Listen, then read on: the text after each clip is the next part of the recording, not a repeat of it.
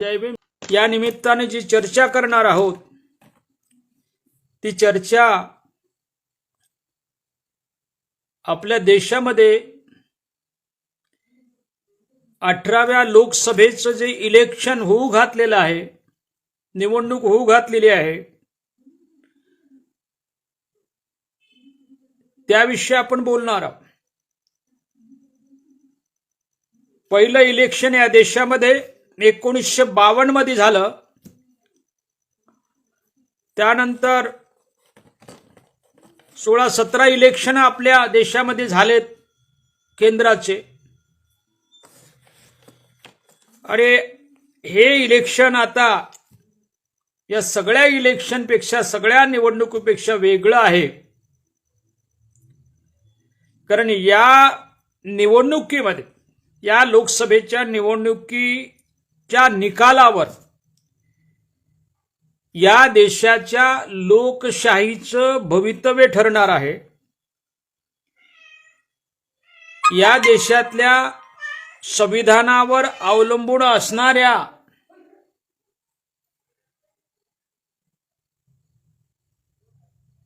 मागासवर्गीयांचं, बहुजनांचं भवितव्य ठरणार आहे। या देशातील अभिव्यक्ती स्वातंत्र्य अस्तित्वात राहील की नाही याचा निर्णय लागणार आहे। आणि आपला माहित आहे की हे सगळं आता मतदार ठरवणार आहेत। मतदारांच्या भूमिकेवर एकूणच आपल्या देशाच्या लोकशाहीचं आणि कल्याणकारी राज्यव्यवस्थेचं भवितव्य ठरणार आहे। 140 कोटी जनता या देशामध्ये आहे आणि सामान्यतः असं म्हटलं जाते की लोकसंख्येच्या 60% मतदार असतात। तर हे मतदार आता कोणत्या दिशेने जाणार आहेत, कोणती भूमिका घेणार आहे, यावर आपल्या देशाचं येणाऱ्या काळामध्ये वाटचाल कशी राहील हे ठरणार आहे। आणि या देशामध्ये वेगळे वेगळे समाज समूह आहेत, सोशल ग्रुप्स आहेत। त्यामध्ये आदिवासी एक सोशल ग्रुप आहे। जवळजवळ 9% आदिवासी समाज, टोटल लोकसंख्येच्या 9% आदिवासी समाज या देशामध्ये राहतोय। आणि आपण संख्येमध्ये सांगितलं तर जवळजवळ 12 ते 13 कोटी आदिवासी या देशामध्ये राहतात। 10 कोटी आपण समजूया की 10 किंवा 9 कोटी मतदार आदिवासी म्हणून आदिवासी आता आपली भूमिका बजावणार आहेत। महाराष्ट्रामध्ये 1,24,00,000 आदिवासी राहतात। जवळजवळ 95 लाख आदिवासी मतदानाचा अधिकार या ठिकाणी बजावणार आहेत। तर या आदिवासींची अवस्था काय राहणार आहे? कारण या देशामध्ये बघतोय आपण की स्वातंत्र्याच्या नंतर, संविधानाचं प्रॉमल्गेशन झाल्यानंतर, म्हणजे सुरुवात झाल्यानंतर आणि कल्याणकारी राज्यव्यवस्था आपण स्वीकारल्यानंतर वेगवेगळ्या समाजांचं उत्थान कसं करावं, त्या निमित्ताने संविधानाच्या माध्यमातून आतापर्यंत केंद्र सरकारने आणि त्या राज्य सरकारने विविध योजना आणि प्रकल्प राबवलेले आहेत। त्याच्याद्वारे भारतामधील बरेचसे बॅकवर्ड क्लासेस पुढे आलेले दिसतात किंवा आजही येताना दिसतात। परंतु या सगळ्याच्या तुलनेमध्ये आदिवासी समाज मात्र ज्या पद्धतीने की ज्या प्रमाणात पुढे यावा असं आला नाही किंवा या समाजाचा विकास झालेला नाही। आदिवासी समाज सर्वच क्षेत्रामध्ये आज मागे राहिलेला आहे।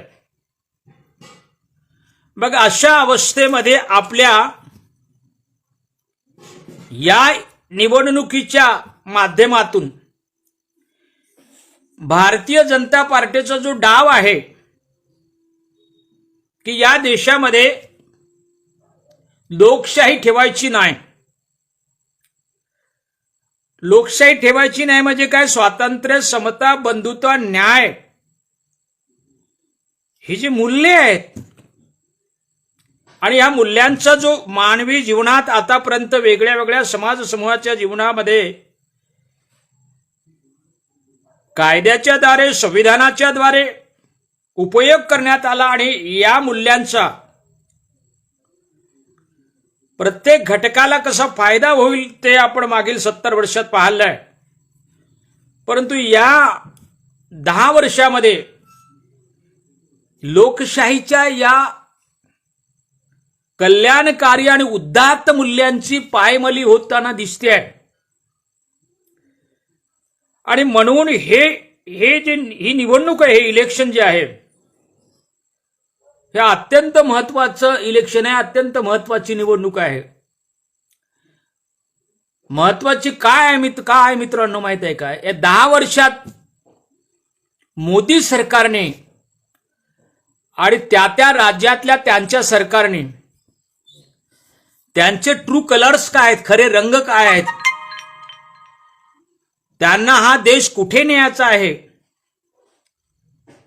त्यांना या देशातली जी लोकशाहीत्मक समाज व्यवस्था आणि राज्य व्यवस्था आहे नको आहे आणि त्यानिमित्ताने ते सगळे प्रयत्न करत आहेत. आता त्यांचा नारा आहे की आम्ही 400च्या पलीकडे जाऊ. 400 खासदार आमचे असतील किंवा 370 तर असतीलच. 370 किंवा 400 म्हणजे काय? 2/3 मेजॉरिटी. आणि ही 2/3 मेजॉरिटी दोन्हीही सभागृहात आली की ते संविधान बदलणार. संविधान बदलणार हे विधान मी करत असताना बऱ्याच आंबेडकरी माणसांना असं वाटते, असा उगाच त्यांना आत्मविश्वास आहे की बाबासाहेबांचं संविधान कोण बदलणार आहे, कोणीच बदलू शकत नाही. पण भ्रमात आहो आपण सगळे लोक. या देशात त्यांनी अनेक प्रयोग केलेले आहेत. बुद्धासारखा पूर्ण आशिया खंडामध्ये पसरणारा महामानव त्यांनी भारतातून संपवला होता. त्यावेळेस त्यांच्याकडे संसाधन नव्हते, दळणवळणाची साधन नव्हती, प्रवासाची साधन नव्हती, तरी देशाच्या कानाकोपऱ्यातून बुद्ध हटवला होता. आणि बृहद्रथाचा खून करून मनुस्मृती सुरू केली होती. आणि 1500 वर्ष त्यानंतर मनुष्य राज्य या देशात राहिलेलं आहे. ते स्वप्न त्यांना आज पडत आहेत आणि त्यांना पूर्ण आत्मविश्वास आहे ते करू शकतात. आपली संसद अत्यंत चांगल्या शेपमध्ये, चांगल्या कंडिशनमध्ये असताना देखील त्या संसदेमध्ये हिंदू किंवा वैदिक परंपरेतील प्रतीकांचे प्रतिस्थापना नव्हती. म्हणून ती संसद त्यांनी रिकामी केली आणि नवी संसद बांधलेली आहे. काही गरज नसताना नवी संसद बांधली आहे. कोणत्या दिशेने ते चालले आहे बघा. आणि त्या संसदेमध्ये अनेक प्रकारचे साधू संतांच्या मूर्त्या लावलेल्या आहेत त्या ठिकाणी. आणि शेंगोलच्या माध्यमातून जी राजेशाही त्या काळची पद्धत होती सगळी ती आणून त्या ठिकाणी त्या सगळ्या जोगड्यांच्या, त्या सगळ्या साधूंच्या किंवा ते सगळे भगवेधारी त्यांच्या हाताने तिथे ते पूजा अर्चा करण्यात आली आहे. आणि संविधान त्यावेळेस सगळ्यांना दिलं. ते कोणाला न सांगता त्यांनी त्या संविधानामधला सेक्युलर शब्द काढून टाकला. मित्र, ही लोक इतकी कट्टर आणि निर्डावलेले आहेत, त्यांनी ठरवलं की ते करतात. त्यामुळे आम्ही बाबासाहेब आमच्याकडे, तथागत गौतम बुद्ध आमच्याकडे असं म्हणून चालणार नाही. एक शस्त्र आपल्याला बाबासाहेबांनी आपल्या हाती दिलेलं आहे आणि ते शस्त्र म्हणजे मतदानाचं शस्त्र. फार मोठं शस्त्र आहे ते. त्याचा वापर करण्याची संधी या इलेक्शनमध्ये, या निवडणुकीमध्ये आहे. त्या साधनाचा, त्या संधीचा, त्या अवसरचा आपण जर व्यवस्थित वापर नाही केला तर याच्यानंतर आपला लोकशाहीच्या प्रक्रियेमध्ये जाण्याची अजिबात संधी मिळणार नाही. कारण ते कोणालाही घाबरत नाहीत. ते जगाचं ऐकत नाही. त्यांचं ठरलेलं आहे किंवा त्यांचा असा विश्वास आहे. सगळ्या जगातली माणसं ते तुच्छ समजतात. जगावर आम्ही राज्य करणारे आहोत, जगावर आमचंच राज्य राहणार आहे, असा त्यांचा नेहमी भ्रम असतो, असा नेहमी त्यांचा विश्वास असतो. अशा अवस्थेमध्ये आम्ही कोणती भूमिका घेतली पाहिजे? आता आमच्या पाठीशी बाबासाहेब नाही आहेत. आता फक्त बाबासाहेबांनी दिलेले आम्हाला एक डॉक्युमेंट, एक संविधान आमच्या हातात आहे. आता फक्त याचा वापर आम्ही कसा करावा आता या इलेक्शनमध्ये ठरवलं पाहिजे. आणि आदिवासींनी ठरवलं पाहिजे. यावेळेस आपण पाहतो 2014 मध्ये महाराष्ट्रामध्ये आदिवासीचे प्रचंड मोर्चे निघाले होते. धनगरांचा यांचा संघर्ष झाला होता आदिवासींचा, आणि बीजेपी हे धनगरांच्या बाजूने होती. मी स्वतः ज्या विमानामध्ये गेलो त्या विमानामध्ये फडणवीस माझ्या समोरच्या सीटवर होते. त्यांना मी विचारलं, साहेब कुठं चालले? तर मी बारामतीला चाललो असे म्हणाले, आणि मला तिथे जानकरांचं उपोषण सोडायचं आहे आणि त्यांना आम्हाला आदिवासीमध्ये आरक्षण द्यायचं आहे. तेव्हा आदिवासी प्रचंड उफाळून महाराष्ट्रात त्यांनी मोर्चे काढले. पण त्यानंतर काहीच महिन्याने इलेक्शन लागलं महाराष्ट्रात आणि सगळ्याच्या सगळ्या आदिवासीने, 90% आदिवासीने बीजेपीला मतदान केलं. हा मूर्खपणा जर आदिवासीने यावेळेस रिपीट केला आणि बीजेपीचं सरकार पुन्हा जर केंद्रात बसलं तर आदिवासीला परत जंगलात खेदल्याशिवाय राहणार नाही किंवा जंगलात जाण्याशिवाय पर्याय राहणार नाही. हे लक्षात घेतलं पाहिजे. आदिवासीचे नेते कुठे जाऊ, कोणत्याही पक्षात जाऊ, आहेत 25 आमदार इथे, 47 खासदार केंद्रामध्ये आहेत. तेव्हा महाराष्ट्राच्या जनतेने ठरवलं पाहिजे 48 खासदार आपण पाठवणार आहोत. या निमित्तानं आदिवासी मतदारांनी, आदिवासी समाजांनी, ज्याला ज्याला समजते त्या सगळ्यांनी भूमिका घेतली पाहिजे. संविधान वाचवलं पाहिजे. तुम्हाला वाटत असेल की संविधान बदलणार, लिहून संविधान तयार आहे. तुम्ही वाचन करत नाही बरेचसे लोक, आदिवासी लोक. 1998 साली म्हणजे वाजपेयी सरकार असताना अनेक घडामोडी घडल्या, त्या ठिकाणी ऍक्टिव्हिटीज झालेल्या आहेत. पुढची दिशा कशी असेल, ब्राह्मणशाही या देशावर कशी आली पाहिजेत, आर्यांच्या वंशजांचं सरकार या देशामध्ये राज्यव्यवस्था कशी असली पाहिजे, कशी आणता येईल, या सगळ्यासाठी अनेक प्रकारे, अनेक पद्धतीने त्या ठिकाणी तयारी सुरू झाली होती किंवा केली त्यांनी. 1998 मध्ये संघाचे दत्तोपंत ठेंगडी नावाच्या एका माणसाने थर्ड वे नावाचं एक पुस्तक लिहिलेलं आहे. आपल्या लोकांनी वाचलं नसेल कधी.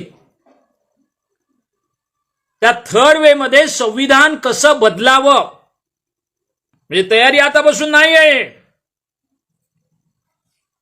संविधान कसं बदलावं आणि त्यानंतर कोणतं संविधान आणावं किंवा कोणती शासन व्यवस्था या देशामध्ये आणावे, अशा प्रकारचा ब्ल्यू प्रिंट त्या पुस्तकामध्ये आहे.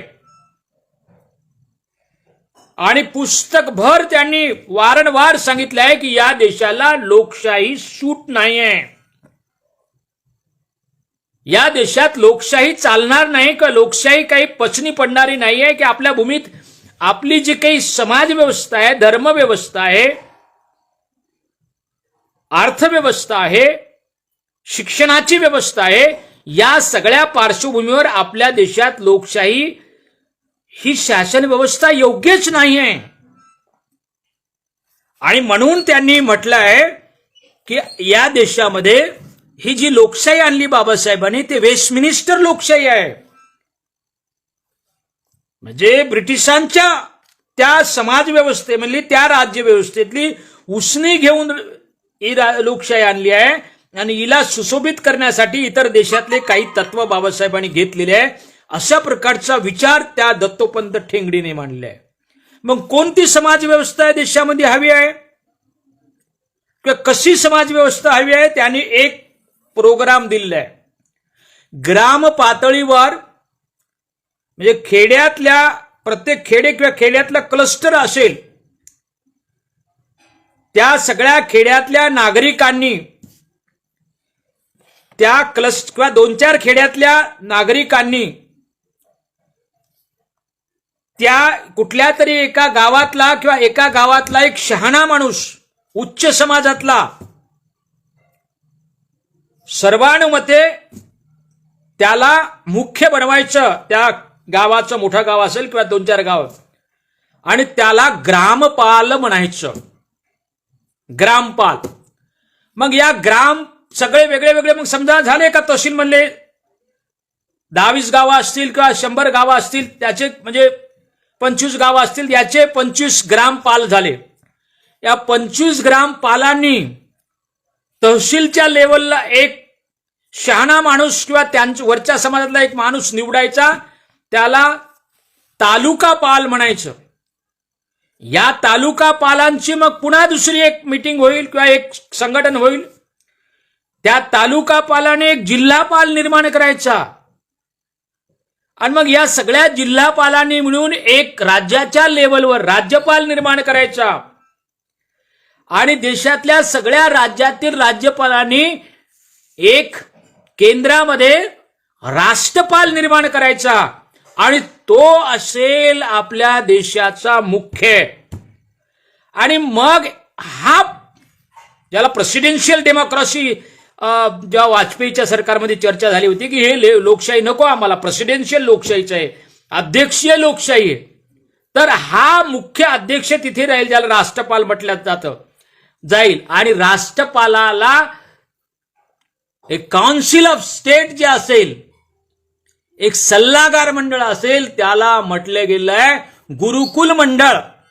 आणि या गुरुकुलामध्ये देशातले सगळे शंकराचार्य मोठे मोठे जे काही साधू संत असतील या सगळ्या साधू संतांचं या सगळ्या गुरूंचं एक मंडळ असेल आणि ते राष्ट्रपालाला मदत करेल त्यांना सल्ला देईल आणि त्याच्यानुसार हा देश चालेल. अशा प्रकारची ब्ल्यू प्रिंट दत्तोपंत ठेंगडीने थर्ड वे नावाच्या पुस्तकात दिलेली आहे. वाचा एकदा पुस्तक हे. प्राध्यापक आहिरे नाशिकचे आहिरे त्यांनी सांगितलं की या पुस्तकाचं मराठी भाषांतर झालं मुंबईच्या कोणीतरी छापलं म्हणे. पण मी हे 2-3 वर्षापूर्वी पुस्तक वाचलेलं आहे. त्यानिमित्ताने पुन्हा चर्चा पुढे आल्यानंतर एका ब्राह्मणाशी चर्चा करत असताना ते म्हणले अरे संविधान कसं बदलायचं आमच्याकडे एक पुस्तक आहे आणि त्याने मला त्या पुस्तकाचं नाव सांगितल्यामुळे ते पुस्तक बोलवलं मी वाचलं आणि परत एकदा काल परवा वाचलं. ते 150 पानावर हे सगळा सिद्धांत त्याने दत्तोपंत ठेंगडीने मांडलेला आहे. कारण दत्तोपंत ठेंगडी हे संघाचे फार मोठे विद्वान आणि कट्टर असे ते होते. त्यांचे छोटे भाऊ ते तरुण भारतामध्ये नागपूरला कार्यकारी संपादक होते आणि हे ते सगळे संघाचंच होतं. त्याच्यामध्ये दुसरी गोष्ट म्हटली आहे की पार्टीलेस पॉलिटिक्स असलं पाहिजे. मोदी जे सगळ्या गोष्टी आज करतोय की सगळ्या लोकल पार्टी नष्ट करण्याचं काम मोदी काम करत आहे याचा अर्थ मित्र हो ते आता नाही करून राहिले. ते यांना अगोदरच तो प्रोग्राम मिळालेला आहे आणि त्या प्रोग्रामनुसार ते सगळे चालले आहेत जात आहेत. हे आंबेडकरी माणसाला समजतं हे ओबीसीला समजतं पण आदिवासी माणसाला अजिबात समजत नाही या सगळ्या गोष्टी. कारण आदिवासी शिकलेल्या आदिवासीने देखील संविधानाचं एकही पान वाचलेलं नाहीये. संविधानात मधल्या आर्टिकल 21A 21 नुसार शिक्षणाचा अधिकार मिळालेला आहे आम्हाला. आणि 21 नुसार प्रत्येक मुलाला शिक्षणाचा अधिकार दिला पाहिजे. एज्युकेशनल आणि सोशल अपलिफ्टमेंट झालं पाहिजे 15/4 आणि 16/4 नुसार. या सगळ्या माध्यमातून या आदिवासींसाठी देशभर आश्रमशाळा निघालेल्या आहेत. त्या माध्यमातून हे सगळे लोक शिकलेले आहेत. शहराच्या जवळ असणारे शहरातल्या शाळेत शिकलेले, जिल्हा परिषदच्या शाळेत शिकले आणि शिक्षणाची संधी मिळाल्यानंतर इतर काही वाचलं नाही. या माणसांनी 1,00,000 आदिवासींमध्ये 2 आदिवासी जास्तीत जास्त वाचन करतात. तर यांनी अवांतर कुठलेही वाचलं नाही किंवा या देशाचा इतिहास कसा होता, म्हणजे प्राचीन काळी इतिहास कसा होता, मुघलांच्या काळात इतिहास कसा होता, इंग्रजांच्या काळात इतिहास कसा होता, आणि या सगळ्या कालखंडात आदिवासींची आयडेंटिटी काय होती, काय काय नावाने या लोकांना बोलवायचे, हे कुठलाही इतिहास या माणसाने वाचला नाही. संविधान तर लेट इट अलोन, ते सोडून द्या. तेव्हा अशा माणसांना, म्हणून एक जबाबदारी आंबेडकरी माणसांची पण आहे. आदिवासी माणसाला जागरूक केलं पाहिजे त्या निमित्तानं. कारण संविधान जर गेलं तर फक्त आदिवासीचं जाणार नाही, इतरांचंही जाईल, सगळ्यांचंच जाईल. पण ही आदिवासी माणसं शिकलेले सुपर क्लास 1 राहिले, काय घेण देण नाही. रिझर्वेशनच्या भरोश्यावर लागले, क्लास 1 क्लास 2 प्रमोशन मोठ्या मोठ्या पदावर गेले, प्रचंड पैसा जमवलेला आहे, मोठे मोठे घरं बांधले आहे, प्लॉट घेतलेले आहे आणि मशगूल आहे त्यात. संविधान बदललं आणि संपूर्ण व्यवस्था उफराटी जर झाली तर तुम्हाला मी खात्रीने सांगतो 10 वर्षात आदिवासीला परत जंगलात जावं लागेल आणि कुत्र्या मांजरासारखं जीवन जगावे लागेल. म्हणून यावेळेस नेते कुठेही असो, म्हणजे आदिवासी समाजाची सध्याची स्थिती, हे जे काही आपलं टायटल आहे आपल्या आजच्या सगळ्या चर्चेचं, तर आदिवासी नेते कुठेही जाओ, यावेळेस बीजेपीच्या विरोधात किंवा बीजेपीला मला केंद्रात येऊ द्यायचं नाही असं समजून इंडिया आघाडीला, आम्ही काही प्रचार करून नाही राहिलो, पण ती एकच आपल्याकडे पर्याय आहे म्हणून राहिलो. इंडिया आघाडीतल्या वेगळ्या तुमच्या क्षेत्रात कोणते उमेदवार उभे आहेत त्यांना मतदान केलं पाहिजे. आणि या निमित्ताने संविधानावर जे संकट आलेलं आहे, आपल्या जगण्यावर जे संकट आलेलं आहे, एकूणच आपल्या समाज व्यवस्था, अर्थव्यवस्था, राजकीय व्यवस्था आणि आपल्या शिक्षणाच्या वर एक गंडांतर आलेलं आहे, हे हाणून पाडायचं आहे आपल्याला. म्हणून सगळ्या आदिवासींना मी विनंती करतो की त्यांनी आता यावेळेस आपली भूमिका कणखर ठेवली पाहिजे. मी पाहतोय की अत्यंत बेफिकीर हा समाज वावरतोय. त्याला कल्पनाच नाही आता पुढे काय वाढून ठेवलेलं आहे, काय होणार आहे त्यांना माहीतच नाही. मित्र, फार असे वाईट आता दिवस येणार आहे. कारण आपण बघतोय 144 सगळे खासदार बाहेर काढून द्या, घाई त्यांनी स्वतःच्या मताने 3 कायदे पास केलेले आहे. त्यामधले IPS वगैरे सगळ्या वेगळ्या आपल्या मनानं सगळं करणं सुरू आहे. तर आता ते संविधान बदलणार म्हणजे बदलणार आणि मनुस्मृती लागू करणार. कारण त्यांचे हे काम आजचं नाही आहे. 29 नोव्हेंबर 1949 मध्ये बाबासाहेब आंबेडकरांनी जेव्हा संविधान दिलं राजेंद्र प्रसादांना आणि 26 जानेवारी 1950 ला ते लागू झालं. 29 नोव्हेंबरला बाबासाहेबांनी दिला आणि त्याच्या अगोदर 25 नोव्हेंबरला बाबासाहेबांनी एक भाषण केलं होतं. आणि काय काय धोके आहेत आपल्या पुढे, मला तर दिवसभर तेच आठवून राहिलंय. बाबासाहेबांनी शब्द वापरलाय की it perturbs my mind that the hard-won freedom and democracy will be lost once again. Babasaheb म्हणले की अत्यंत मेहनतीने उभं केलेलं हे स्वातंत्र्य आणि लोकशाही पुन्हा आपण गमावून बसू की काय, अशी मला भीती वाटते. आणि ती भीती खरी ठरत आहे सध्या. कारण बाबासाहेब म्हणाले, त्यानंतर एका आयरिश विचारवंताचं मत मांडताना बाबासाहेब म्हणाले होते की हिरो वर्शिप, विभूती पूजा, आपण जे भक्त आणि स्वामी म्हणतो ना, आज बाबासाहेबांनी तेव्हा सांगितलं होतं, विभूती पूजा किंवा हिरो वर्शिप, एखाद्या पुरुषाला, एखाद्या व्यक्तीला आपला सर्वस्व मानणं, आपला उद्धारकर्ता मानणं, आपला मुक्तिदाता मानणं, हा विचार भक्ती मार्गामध्ये मोक्षाकडे जाऊ शकतो, नेऊ शकतो. परंतु डेमोक्रॅटिक गव्हर्नमेंटमध्ये एखाद्या सत्तेच्या ठिकाणी असलेल्या माणसाला आपला नेता म्हणजे आपला स्वामी मानणं किंवा सर्वेसर्वा मानणं आणि त्याच्या चरणावर आपलं सगळं स्वातंत्र्य टाकणं, त्याच्या हाती सगळ्या आपल्या जीवनाची बागडोर देणं, हे हुकुमशाहीकडे नेत असतं. बाबासाहेबांनी तेव्हा सांगितलंय. आणि हळूहळू आपण पाहतोय हे हुकुमशाहीकडे जाताना आपण आपला देश पाहतोय.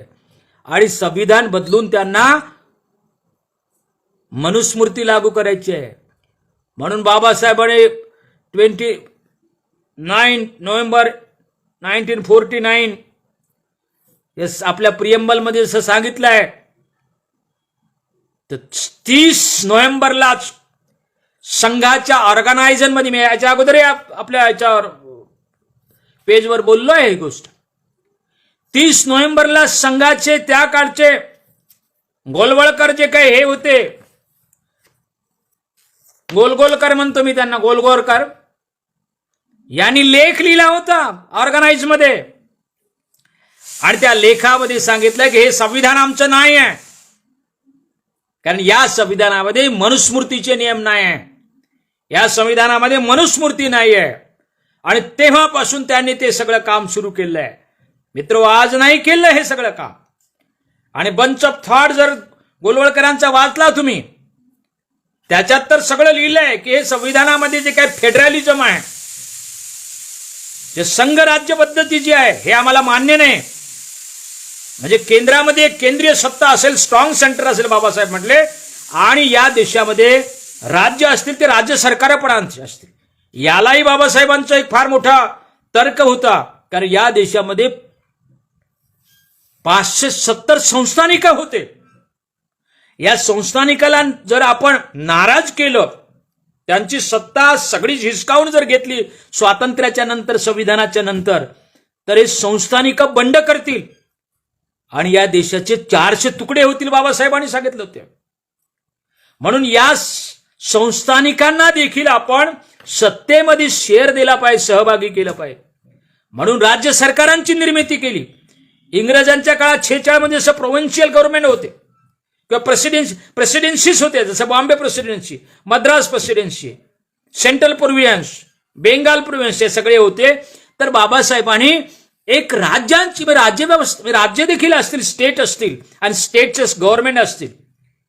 काही राज्यांना बायकॅमरल गव्हर्नमेंट असेल किंवा त्यांची सेटअप असेल त्यांच्या सत्तेचा, म्हणजे द्विसभागृह असतील किंवा काही एक सभागृह असतील, अशा प्रकारचे सभागृह करून राज्यांना सरकार दिलं, त्याला फेडरल गव्हर्नमेंट म्हटलंय. म्हणजे सगळे मिळून केलं. तर गोलवळकर सांगतात त्यांच्या त्या बंच ऑफ थॉट मध्ये, हे फेडरलिझम जे आहे, फेडरलिझम पॉलिटिकल सिस्टम जी आहे, ते म्हणतात की शक्य तितका लवकर तिला गाडून टाका. ते इशारा देतात, नव्हे आज्ञाच करतात. येणाऱ्या काळामध्ये ते म्हणतात की ही डेमोक्रेसी तर नष्ट केलीच पाहिजे, पण फेडरलिझम पण तुम्ही नष्ट केला पाहिजे, कारण राज्यांचे सगळे अधिकार काढून घेतले पाहिजेत. आणि आपण पाहतोय मोदी हळूहळू ते करते. हे सगळं सांगत असताना मला तुम्हाला हे सांगायचं आहे की आदिवासींना हे काहीही माहीत नाही. ते जल जंगल जमीन या नाऱ्यात बोंबलत आहेत ते तिकडे. त्यांना माहीत नाही पार्लमेंटरी डेमोक्रेसी स्वीकारल्यानंतर सगळे जल जंगल जमीन हे सरकारच्या ताब्यात जात असतात. तुम्ही मी बऱ्याच वेळेस उद्विग्न म्हणत असतो, तुम्ही जंगलात राहायला गेले, तुम्हाला थंडी वाजत होती म्हणून गेले का रे? तुम्ही संघर्ष करू शकले नाही. अस्मिता ताई जय भीम, तुम्ही संघर्ष करू शकले नाही, दूर दूर पळाले, जंगलात गेले, म्हणून ती तुम्ही जंगलात आहात. इतर आंबेडकरी समाज ज्याला आपण म्हणतो तो नाही हटला जाग्यावरून, गाव कुसत राहिला, अस्पृश्य म्हणून जगला, अनेक यातना भोगल्या, अनेक लोकांनी बलिदान दिलं, तरी ते व्यवस्थेशी लढत राहिले. तुम्हीही लढले व्यवस्थेशी, आदिवासीही लढले व्यवस्थेत, पुराणाच्या काळात लढले, महाभारताच्या काळात लढले, परंतु तुम्ही हातबल झाले, नष्ट झाले सगळे संसाधनामुळे. तेव्हा तुम्ही गेले तिकडे जंगलात आणि त्याच्यानंतर तुम्ही कधी पुनर्विचार केला नाही. बाबासाहेब आंबेडकरांनी हजारो वर्षानंतर तुम्हाला आम्हाला चांगले दिवस आणलेले आहे. तुम्हाला आम्हाला स्वातंत्र्य दिलंय बुद्धाच्या नंतर. आणि या मूर्ख आर्य आणि ब्राह्मणिकल सोशल सिस्टमला सिली सिस्टम आहे, अँटी सोशल सिस्टम आहे, अँटी नॅशनल सिस्टम आहे, अँटी ह्युमॅनिटेरियन सिस्टम आहे. या लोकांचं म्हणणं असं आहे, we are born to rule you. समानता शब्दाचा प्रचंड विरोध करतात ते. त्यांना खालची लोक, खालची माणसं स्वामी किंवा सदन होताना पाहताच येत नाही. ते मरून जातात, ते तडफडतात आतल्या आत. म्हणून ती वर्गव्यवस्था निर्माण केली त्यांनी, वर्णव्यवस्था निर्माण केली आणि मग 1000 वर्ष ती चालवली. तेव्हा ते अँटी ह्युमॅनिटेरियन आहे, अमानवीय, मानवतेच्या विरोधातले लोक आहे, सामाजिक तत्वांच्या विरोधातले लोक आहे, अँटी डेमोक्रॅटिक आहे, ते लोकशाहीच्या विरोधातले लोक आहेत. समतेच्या पातळीवर लोकांना जगूच नाही, त्यांनी मालक आम्ही राहावं, स्वामी तुम्ही राहिले पाहिजेत. म्हणून तेव्हा we are born to rule you. आमचा we are not born but we are send by God heaven. आम्ही जन्माला नाही आलोय, आम्हाला स्वर्गातल्या लोकांनी किंवा स्वर्गाने आम्हाला पृथ्वीवर पाठवलंय. We are not born but we are send by heaven to rule you. तुमच्यावर राज्य करण्यासाठी आम्हाला स्वर्गाने पाठवलंय. And you are born, you are not sent, you are born to be rule under us. आणि तुमचा जन्म आमच्या टाचेखाली राहण्यासाठी झालाय. अशा प्रकारची समाज व्यवस्था या देशामध्ये हजारो वर्ष राहिलेली आहे. आणि मित्र हो, लक्षात घ्या, 14च्या नंतर हे सगळे जे काही anti social, anti national, anti democratic, anti human forces आहेत, ते लाईव्ह झालेले, जिवंत झालेले आहेत, ते सक्रिय झालेले आहेत. त्याच्या अगोदर 70 वर्ष ते झाले नाही. आज तुमच्या आमच्या डोक्यात जे प्रश्न येत आहेत ते 70 वर्षात कधी आले नाहीत, पण या 10 वर्षात आले. कारण आमच्या भोवतालचं वातावरण इतकं दूषित केलेलं आहे, इतकं भयग्रस्त केलेलं आहे, इतकं नैराश्याने सॅच्युरेट केलेलं आहे, ते संपृक्त केलेलं आहे की आता बदलणार की नाही, काय होणार की काही पत्ताच नाही लागत. तर हे कसं झालं? एक उदाहरण आहे मित्र हो. न्यूयॉर्क शहरामध्ये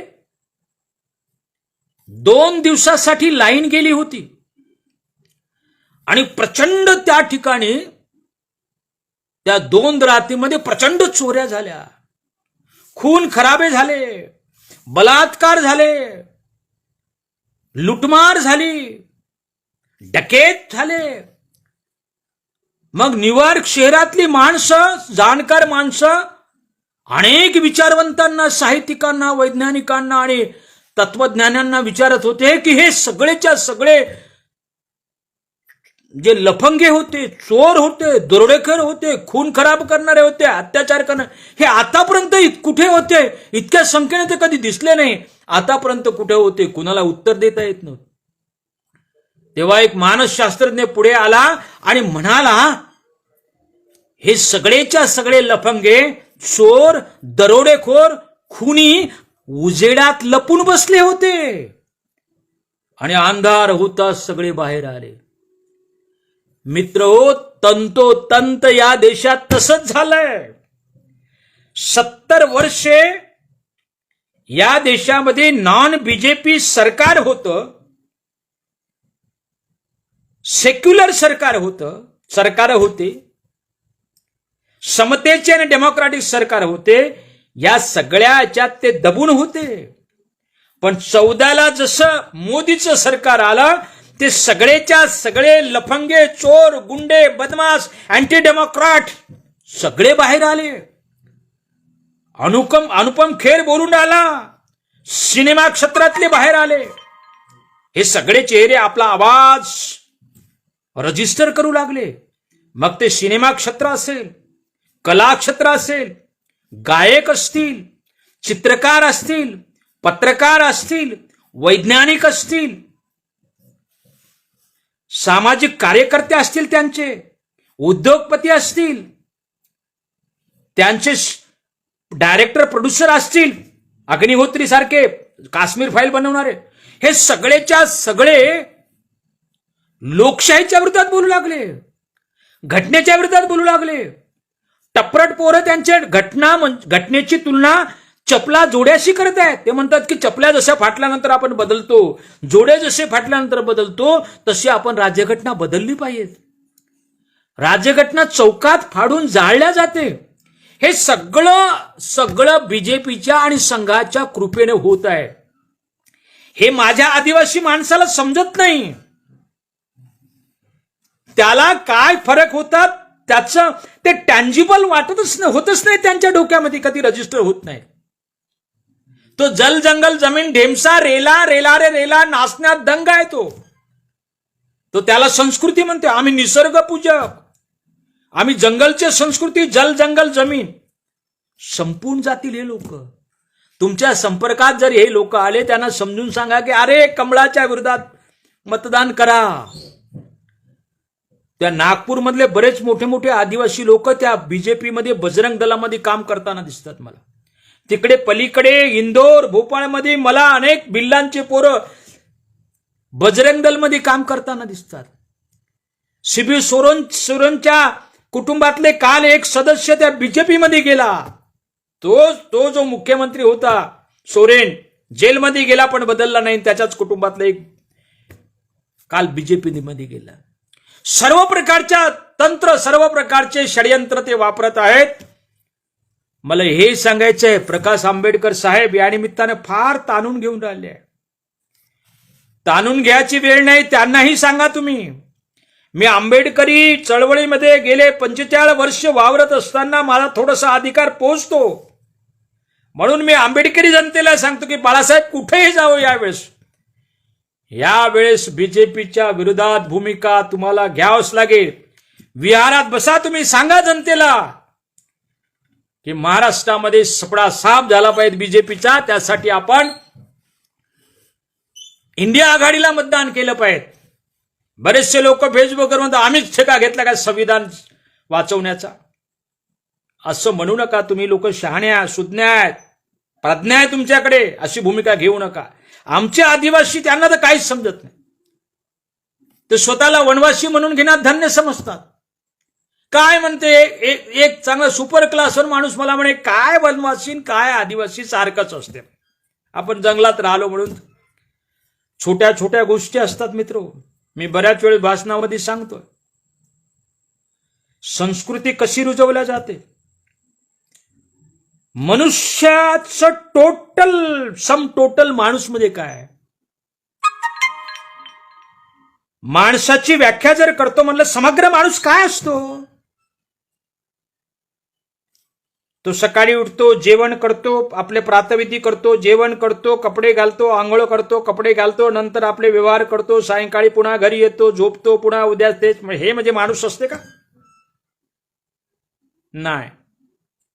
माणूस म्हणजे माणसाच्या डोक्यातला विचार.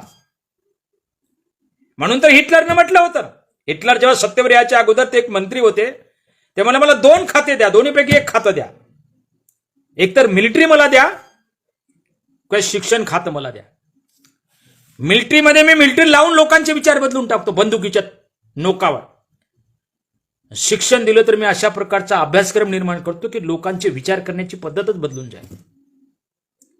हजारो वर्षे काय आर्य ब्राह्मण काय जास्त संख्येने नव्हते, पण हजारो वर्ष त्यांनी आमच्यावर राज्य केलं, कारण त्यांनी आमच्या विचाराची जी पद्धत आहे, विचार करण्याची पद्धत, सबमिसिव्ह थिंकिंग आमच्या डोक्यात पेरली.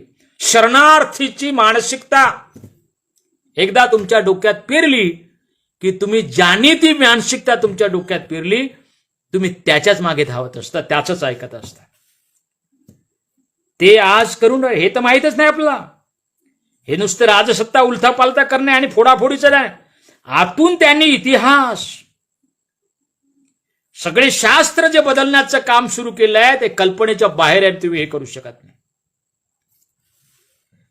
तेव्हा हे आदिवासी माणसाला समजत नाही. त्यांनाही तुम्ही समजून सांगा. ओबीसीला तर ओबीसी तर पूर्ण, मी वारंवार म्हणतो, हा देशच खराब केला ओबीसीने. कारण त्याला फक्त सत्ता, त्यांचा 3 कलमी कार्यक्रम आहे ओबीसीचा: सत्ता, संपत्ती आणि सन्मान. ह्या 3 गोष्टी मिळल्या की ओबीसी कोण्याही पक्षाला कुठेही मतदान करायला तयार आहेत, कोणाच्या मागे जायला तयार आहे. म्हणजे ओबीसीचा द्वेष किंवा ओबीसीचा निंदा म्हणून हे नाही सांगत, कारण या देशामध्ये ब्राह्मण व्यवस्थेने अशा प्रकारची समाजव्यवस्था निर्माण करून दिली, त्रिकोणी समाजव्यवस्था निर्माण केली.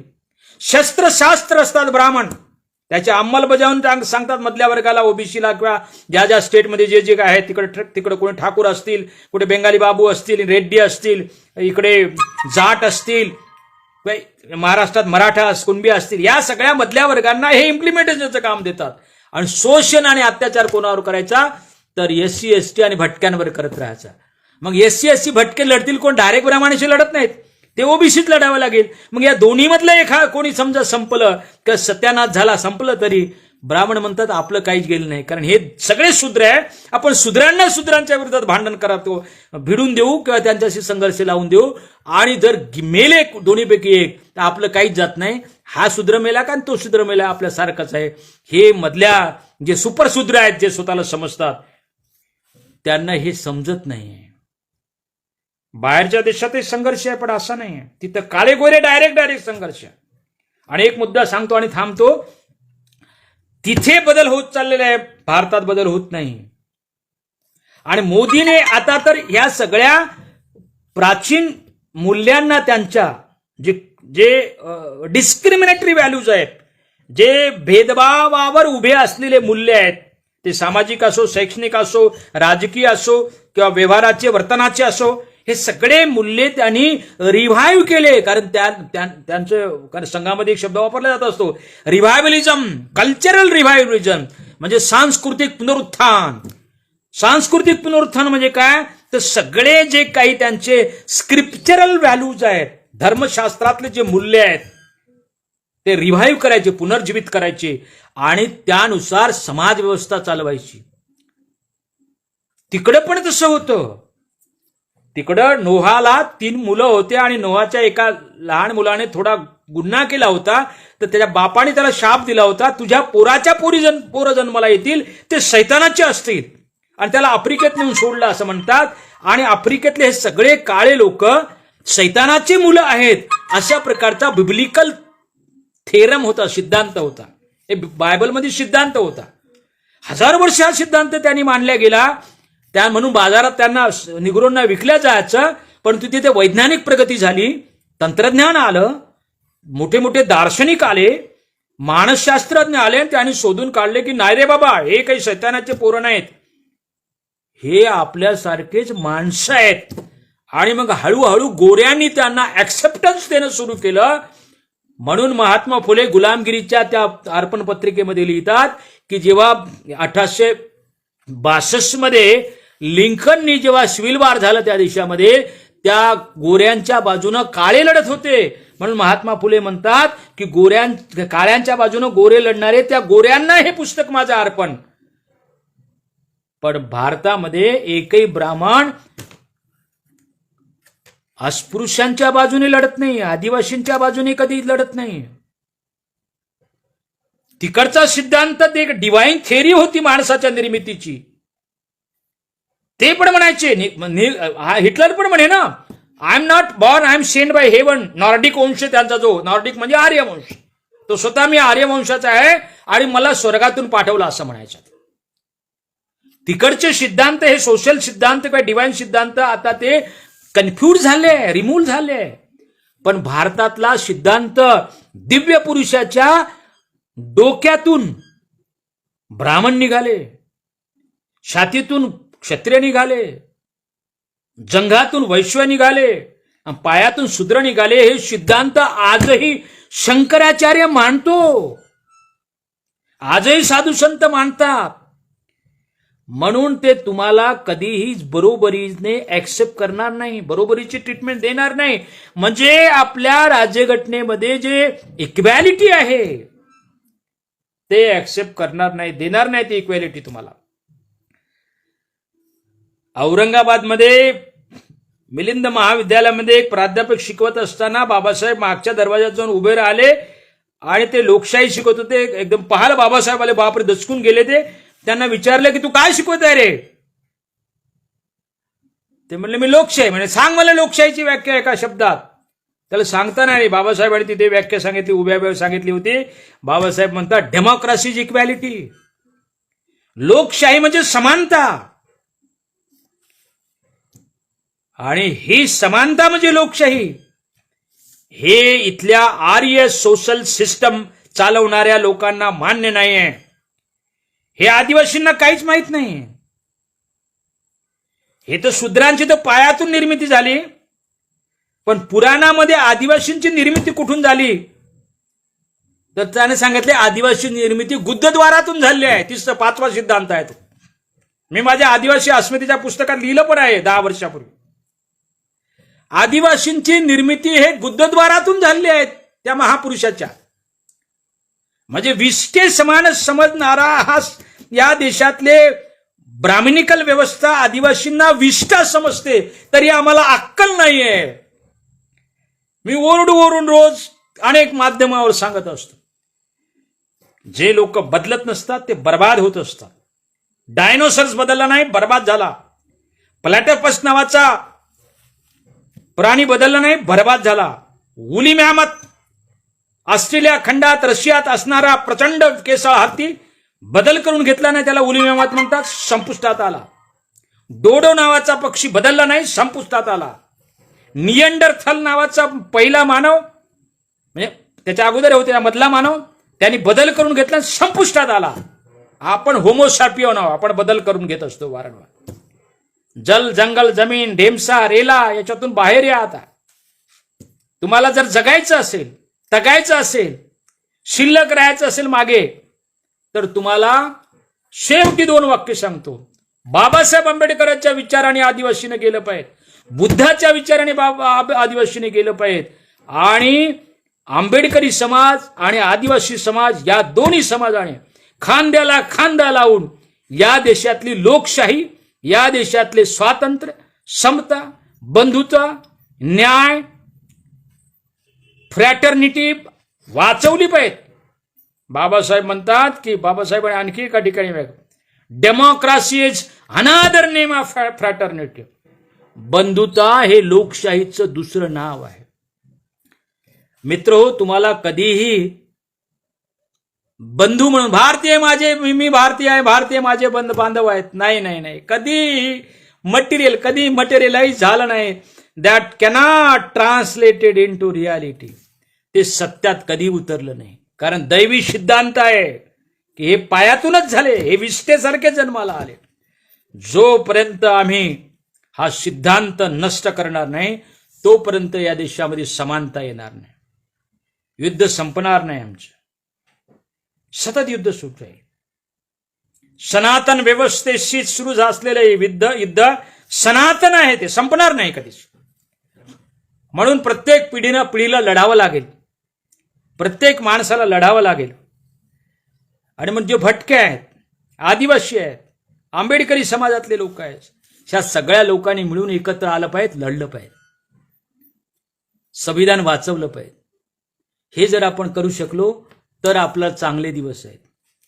माधव सरकुंडे सतत 30-40 वर्षापासून सांगतोय. आमचे आता दादा पण आले, उत्तमराव औरंगाबादहून, जय भीम. तर एक लक्षात घ्या, यावेळेस आम्ही डू ऑर डाय एफर्ट्स केले पाहिजे. बदल करण्यासाठी आम्ही तयार झालो पाहिजे. कारण ही माणसं जी आहे पाताळ यंत्री माणसं, ही समाज व्यवस्था ज्यांनी निर्माण केली ते तुम्हाला समतेने कधी जगू देणार नाही. कारण ते तुम्हाला ऍक्सेप्ट करतच नाही. तेव्हा या निमित्तानं तुम्ही माझं ऐकून घेतलं. सगळी मंडळी जमा झाली. जेवढे मला ज्या पद्धतीने मला सांगता आलं त्या पद्धतीने मी सांगतोय यावेळेस. कारण हे दिस इज अ टर्निंग पॉइंट भारताच्या इतिहासातला, भारतातल्या सामाजिक व्यवस्थेमधला, भारताच्या राजकीय व्यवस्थेमधला हा टर्निंग पॉइंट आहे.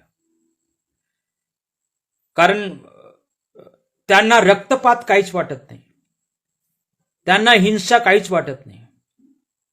मी 10 वर्षाच्या अगोदरपासून म्हणत येऊन राहिलो. मी काय भविष्यवेत्ता नाही. पण अमेरिकेत झालं नाही त्यापेक्षा मोठं सिव्हिल वॉर या देशात होऊ घातलेलं आहे.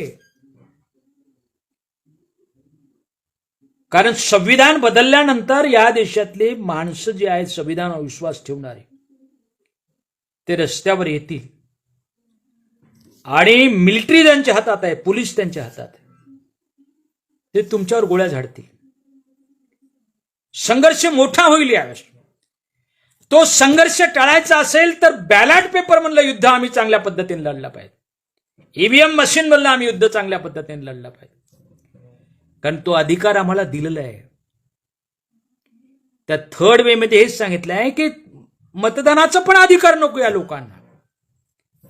कारण they are not worth voting असं म्हटलंय त्यांनी. ते मतदान करण्याच्या लायकीचे पण नाही आहेत. Why? Because they are born to be rule under us. आमच्या खाली त्यांना राज्य टाचे खाली राहावं, आम्ही त्यांच्यावर राज्य करावं यासाठी त्यांचा जन्म झालेला आहे. हे जे थेअरी आहे डिवाइन थेअरी, ही बाबासाहेबांनी अनेक ठिकाणी कन्फ्यूट केली, रिफ्यूट केली आहे, रिबप करून टाकलेली आहे. पण ते पुन्हा पुन्हा रिव्हाइव्ह करतात त्या सगळ्या गोष्टी. म्हणून वारंवार ते कसं की बुद्धाने जर हे केलं असेल तरी त्याला ते नष्ट करून पुन्हा मौर्यांचं सत्ता नष्ट करून पुन्हा ते रिव्हाइव्ह करून ते जन्माला घालतात. इथल्या आदिवासींना हे समजत नाही. ओरडत राहतात की बाबासाहेब आंबेडकरांनी आम्हाला आदिवासी नाही म्हटलं. यांना माहीतच नाही आहे की आदिवासी शब्द कधी अस्तित्वात आला. द कमिंग ऑफ देवी नावाचं एक पुस्तक डेव्हिड हार्डिमननं लिहिलं आहे. ते रावळपिंडमध्ये पाकिस्तानमध्ये तिथे हिस्टॉरियन होते. पण ते पुस्तक मी बऱ्याच वर्षापासून शोधत होतो, मला नाही सापडलं. ते मध्यंतरी कुठेतरी एका वेबसाईटवर होतं, त्याची किंमत 5,500 काहीतरी होती. मी अनेक ठिकाणी फोन केले. मग पुण्याच्या एका लायब्ररीला, मोठ्या लायब्ररीला फोन केला मी. मला कमिंग ऑफ देवी आहे का? ते म्हणले आहे एक प्रत आमच्याकडे. मला झेरॉक्स तरी द्या. काल त्यांनी माझ्याकडे झेरॉक्स पाठवली, काल परवा. मी ती वाचली. काही त्यातलं एक प्रकरण, आदिवासी शब्द कधी अस्तित्वात आला त्या पुस्तकात लिहिलं. आमच्या आदिवासींना खूपच वाढ. आदिवासीमध्ये आम्ही फार प्राचीन आहोत, बाबासाहेबांनी आम्हाला नाकारलं असं नाही आहे. डेव्हिड हार्डिमन म्हणतात की adivasi this term came into being during 1930s. 35च्या दरम्यान तो आलेला आहे, जन्माला आला शब्द आहे. आणि 46ला संविधान लिखाण सुरू झालं आहे. बाबासाहेब म्हणाले की इतक्या अलीकडचा शब्द आपल्याला घेता येणार नाही. आणि हा शब्द लिगल ज्यूर पण नाही आहे, म्हणजे कोर्टात स्टँड होणार नाही. बाबासाहेबांना असं वापरलंय की हा शब्द अनटचेबल शब्दासारखा, अनटचेबल या शब्दासारखा आहे. मी तुम्हाला हा शब्द देतो, पण पुढे चालून तुम्हाला हा शब्द बदलायचा असेल. माय डिअर जयपाल सिंगजी, बाबासाहेब म्हणतात, if you are doubtful about this word in the days to come you can bring about amendment to this words and replace it by adivasi, schedule आदिवासी.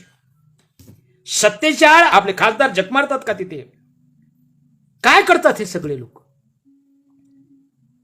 तर मित्र हो, हे सगळं आदिवासींना समजत नाही.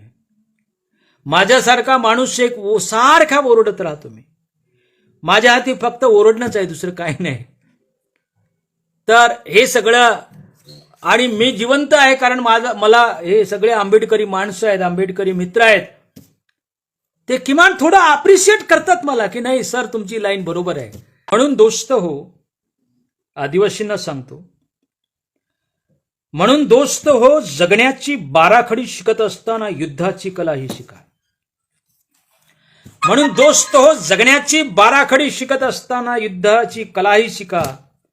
कारण ज्या देशातल्या संस्कृतीला सार्वत्रिक स्वातंत्र्याचे वावडे असते, कारण ज्या देशातल्या संस्कृतीला, धर्माला सार्वत्रिक स्वातंत्र्याचे वावडे असते, त्या देशातले युद्ध कधीच संपत नसते.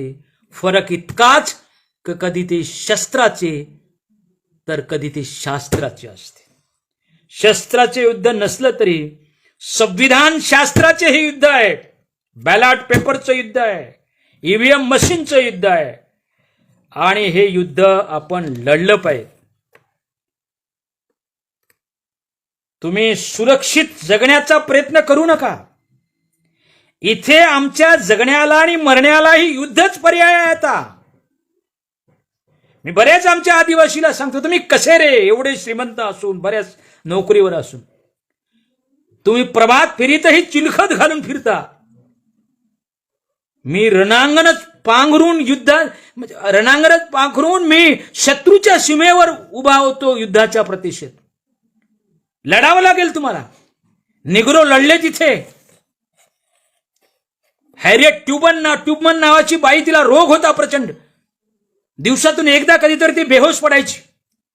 पण तो रेल्वेमध्ये रेल्वेने फिरून पत्रकं वाटायची, लोकांना जागरूक करायची. कुठे ते रेल्वेत बेशुद्ध पडायची, पुन्हा जागरूक व्हायची, पुन्हा चालायची. रोझा पार्क सारखी बाई. मार्टिन ल्युथर किंग, तुम्हाला बऱ्याच वेळेस सांगितलंय की मार्टिन ल्युथर किंगला नेता बनवण्याचं काम रोझा पार्क नावाच्या एका बाईने केलं आहे. तिथे अलाबामा स्टेटमध्ये मॉन्टोगरी नावाचं एक गाव आहे. तिथे निग्रोनी 6 वर्ष त्या गोऱ्यांच्या त्या याच्यावर बहिष्कार टाकला बसेसवर. आणि त्या यांना मार्टिन ल्युथर किंगला त्या बाईनं आणि 2-4 कार्यकर्त्यांनी साहित्यिकांनी जाऊन भेटले. म्हणून तुम्हाला आता नुसते चर्चेत तुम्ही नेते होऊ नका, तुम्हाला इकडे पण यायचं आहे, सामाजिक काम करा. तेव्हा ते म्हटले की अरे मला सामाजिक पण काम करायचंय का. म्हणून ते मार्टिन ल्युथर किंग या 2-4 लोकांच्या विनंतीमुळे आले. आणि सगळे ते म्हणले की मला आता जगातला अन्याय पाहायचा. आणि तुम्हाला माहित नसेल, मार्टिन ल्युथर किंग हे वर्ध्याला पण आले होते. त्यांनी महाराष्ट्रातली सगळी परिस्थिती पाहिली. आणि मग तिकडे जाऊन त्यांना yes I have a dream नावाचं भाषण लिंकन मेमोरियलला दिलं आणि जगप्रसिद्ध झाले. तुम्हाला हे करावं लागेल. Marcus Garvey, Booker T Washington, Frederick Douglass, Newton Huey, Malcolm X, अरे बलिदान दिले या लोकांनी. ॲम्स्टरच्या जहाजावरचे शेकडो लोक. बाबासाहेब म्हणायचे की देग बागी जोगवा म्हणून स्वातंत्र्य आणि समता मिळत नसते. तर हे सगळं तुम्हाला करावं लागेल. आदिवासींना करावं लागेल, बदलावं लागेल तुम्हाला. जल जंगल जमीन त्यात काही सुधारणा करता येतील आपल्याला, किंवा काही मागणी करता येईल. परंतु तुम्हाला शिक्षण, सत्ता आणि सहकार या क्षेत्रात उतरावं लागेल. शिक्षण घ्यायला लागेल, चांगलं सत्तेत जावं लागेल. आणि सहकार क्षेत्रातले वेगळे जे काही एस्टॅब्लिशमेंट आहे ते निर्माण करावं लागेल. इकॉनॉमी निर्माण करावं लागेल. तो इकॉनॉमी तुमच्याकडे नसेल ना तर तुम्ही जगू शकत नाही, जिवंत राहू शकत नाही. तर हे सगळं या निमित्तानं ठरणार आहे. द फेट of social system, democracy, constitution, political system, educational system हे डिसाइड होणार आहे आता या इलेक्शनमध्ये. हे इलेक्शन म्हणजे जगणे किंवा मरणे यामधला निर्णय घेण्याचा कालखंड आहे, निर्णय घेण्याचा काळ आहे. तेव्हा ठरवा तुम्ही जगायचं की मरायचं. त्या निमित्तानं त्या पद्धतीनं आम्ही तयारी केली पाहिजे. मला या ठिकाणी बोलवलं, माझं ऐकून घेतलं. सगळे मित्रमंडळी या ठिकाणी आले, चांगला प्रतिसाद दिला, चांगली प्रतिक्रिया दिल्या. त्याबद्दल सर्वांचे मी धन्यवाद मानतो. जय भीम.